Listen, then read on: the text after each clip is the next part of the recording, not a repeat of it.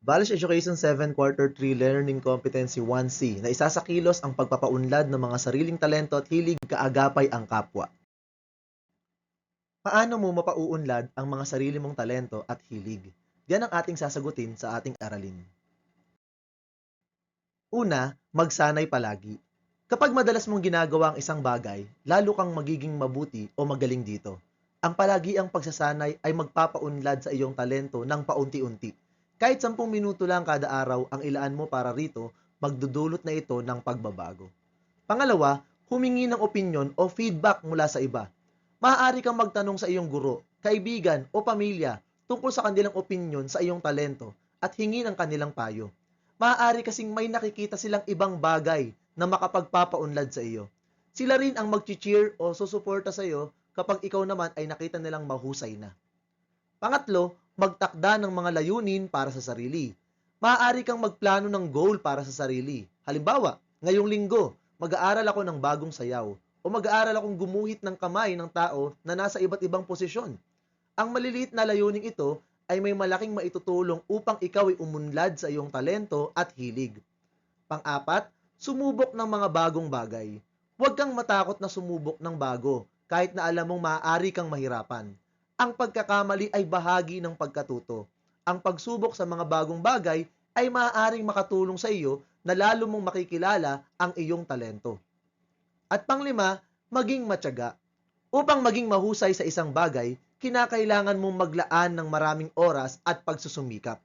Kahit ang mga pinakamahuhusay na singer, athlete o artist ay nagsimula rin sa pagiging beginner. Huwag kang sumuko. Tibayan mo ang iyong loob, sipagan mo, at mararating mo ang nais mong marating. Magbahagi at magpaunlad.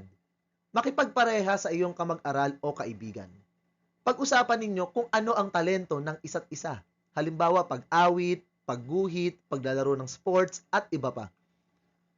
Itanong at sagutin ng isa't isa. Ano sa tingin mo ang mabubuti kong mga katangian o strength kung pag-uusapan ay ang aking talento? Ano naman ang mga bagay na dapat ko pang paunlarin, weakness, tungkol sa aking talento? Pagkatapos marinig ang kalakasan at kahinaan ng isa't isa, magmungkahi sa isa't isa ng mga paraan kung paano mapauunlad ang sariling talento. Halimbawa, mahusay kang gumuhit, subalit siguro ay dapat mong paunlarin ang pag-shade para mas gumanda ang mga gawa mo.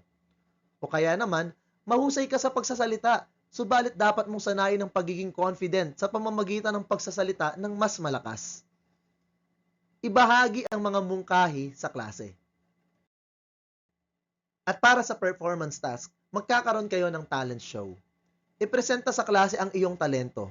Ito ay kahit ano na mahusay ka at kinahihiligan mong gawin, tulad ng pag-awit, pagsasayaw, pagdedribble ng bola, pagsasolve ng Rubik's Cube, o paggawa ng mga tricks gamit ang yoyo.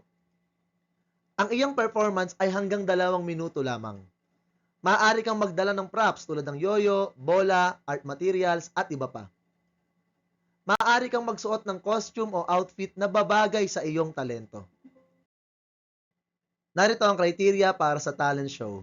Creativity and originality, 10 points. Execution, 10 points. Audience impact, 10 points. Overall performance, 20 points.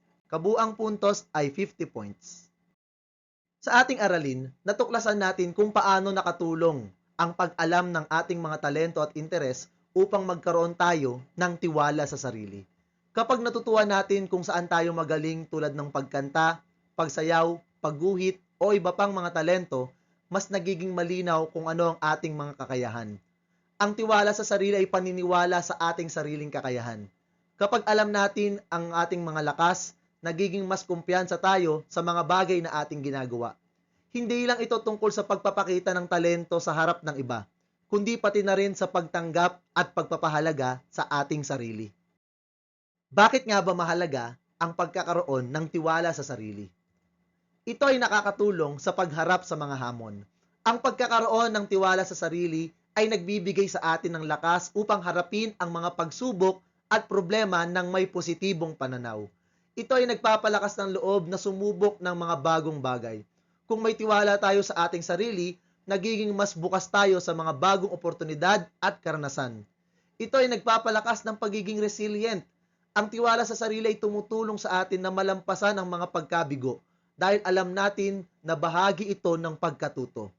Ito ay nagbibigay ng lakas para makamit ang mga pangarap. Kung naniniwala tayo sa ating kakayahan, mas nagiging determinado tayo na magpatuloy at magtagumpay sa ating mga layunin. At ang tiwala sa sarili ay nagpapabuti ng ating pagtingin sa sarili. Ang tiwala sa sarili ay nagpapalago ng ating positibong imahe at pagkilala sa ating sariling halaga. At dyan po nagtatapos ang ating aralin sa araw na ito. Nawa ay may natutuhan po kayo. Salamat po sa panonood at pakikinig. Paalam!